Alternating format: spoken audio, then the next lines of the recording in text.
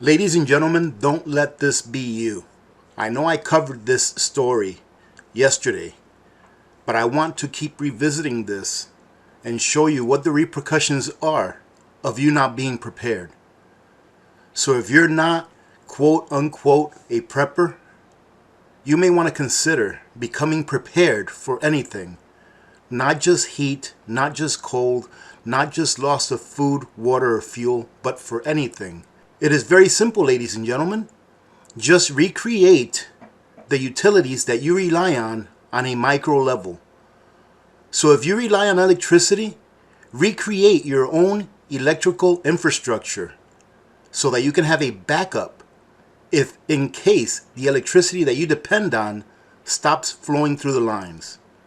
How may you have a backup? Very simple. By having as little as a small generator that can power a small air conditioner and or any other personal devices that you may rely on. I read a comment on my last video where someone said that a small generator, i.e. a 1600 watt generator, cannot power an air conditioner. Ladies and gentlemen, do your own research. But I've found that 1600 watts is enough to power a small 5,000 to 10,000 BTU window air conditioner. And it may not be enough to cool your entire home, but in cases of emergencies, you can always cool one room and stay in there. That way you don't have to try to outlast the heat wave in your entire house. So do your own research, go take a look at a small generator, and if you don't have a small air conditioner, go get one if you don't have one already. I don't even know if they're still on the store shelves in the areas that are being affected by this. But here it says, ladies and gentlemen, dozens die across British Columbia and Pacific Northwest amid historic heat wave. I will always fail to understand why it is that in general people wait to the last minute to try to prepare instead of trying to prepare and getting prepared before a crisis hits. So what if you have a small generator that you haven't used in a year or two? At least you have one. Why would you want to buy insurance after the accident? Buy it before you need it. That way it can be there to protect you against circumstances such as this. The Pacific Northwest is experiencing a multi-day heat wave that we said last week would be historic. And indeed, it has been, ladies and gentlemen. The unrelenting triple-digit temperatures shattered records on Monday and Tuesday and have stressed out power grids in the Pacific Northwest and British Columbia. You know what? This got me thinking to all of those electric cars, ladies and gentlemen. All of these electric vehicles. How are people who have electric vehicles in these regions able to even power up their vehicles to go somewhere? Many folks in these areas don't have central air conditioning and struggle to survive in these unprecedented conditions. At the moment, dozens have died of heat-related complications since last Friday. And this is the kicker, ladies and gentlemen. They didn't have to die. They passed away because they did not take the very simple precautions of just having a simple generator and a small air conditioner in their homes. Just north of the Pacific Northwest in Canada's westernmost province, British Columbia, where Death Valley hot temperatures reached triple digits, many folks in this region of the Pacific coastline and mountain ranges don't have central air conditioning and found it challenging to stay cool. Here it says that 230 deaths across British Columbia have been recorded since Friday. The coroner of the region called it an unprecedented time. Since the onset of the heat wave last week, the BC Coroner's Service has experienced a significant increase in deaths reported, where it is suspected that extreme heat has been the contribution to those deaths. Now, ladies and gentlemen, what did we hear back in February when Texas had that deep freeze? We had a lot of people who passed away from cold. Now, here we have a lot of people that are passing away from the heat. BC Coroner's Service said it usually receives on average 130 deaths over 4 days. But from Friday through Monday, at least 233 deaths were reported. That's almost a 100% increase, ladies and gentlemen. The chief coroner warned this number is expected to climb as new data comes in.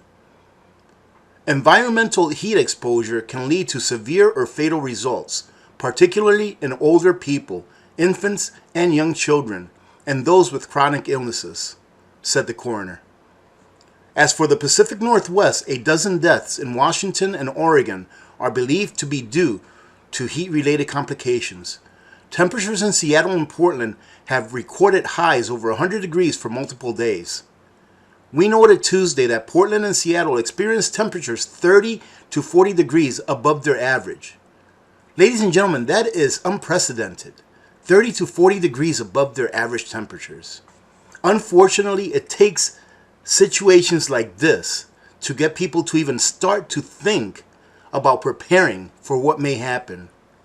More inland towns in eastern Oregon and metro areas in Idaho saw triple-digit temperatures. Record heat has contributed to soaring energy prices across British Columbia and Pacific Northwest states.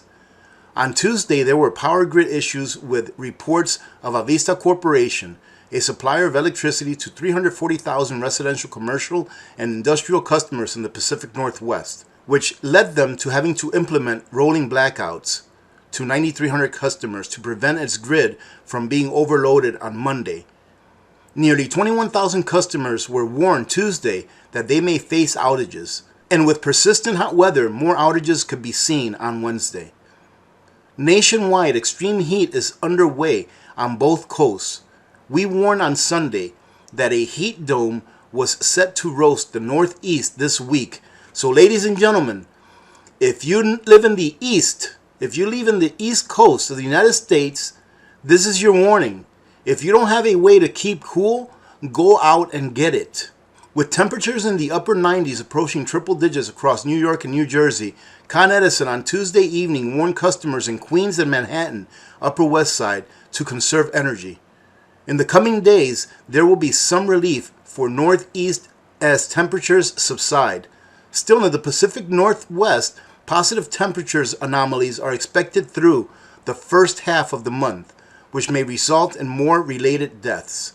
Now, ladies and gentlemen, what can you do if you live in an apartment and you cannot have a gasoline generator or a fuel generator in order to power an air conditioner?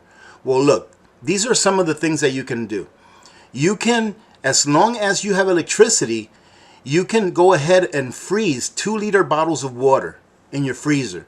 So have 3 or 4 or 6 2-liter bottles of water in your freezer at all times that have been frozen into solid ice.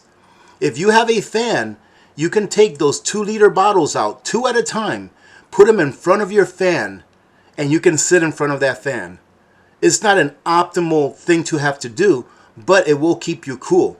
Another thing you can do, if you have good airflow through your house, is take blankets, drench them in water, and then wring them out to where they are still somewhat moist, and hang them in your doorways. That way the air that's flowing through those blankets, the water from the blankets will capture the heat from the air, and cooler air will come out the other side as the air flows through. If you can afford to get a good size solar generator, then get a good size solar generator that will power a small air conditioner, maybe a 5,000 BTU air conditioner, which only draws about 600 or 700 watts. This will be enough to give you about 3 hours or so of use from your air conditioner. And usually whenever you have rolling blackouts, they don't last that long. They just turn off the power for a couple of hours or so to go ahead and regain stability within the grid. So this will be enough to go ahead and get you through 3 to 4 hours of use of a small air conditioner. You can do that as well, ladies and gentlemen. But the thing is, ladies and gentlemen, I can't sit here and spoon feed you every single possibility that there is of you to be able to keep cool.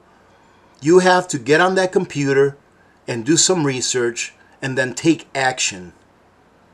I hope that everyone out there is preparing, and I surely do send condolences to those people that have been lost due to this heat wave. Having said that, ladies and gentlemen, short video today. I hope you get something out of this. I hope you're preparing. All right, because this is not going to end. This is going to pass this year. It's going to come back next year. Remember to be good to each other. When good people do good things happen. Remember to reach one, teach one, and repeat. If we all did this, the world would be a better place, and you know that it will be a better place. Many blessings to all of you and your families.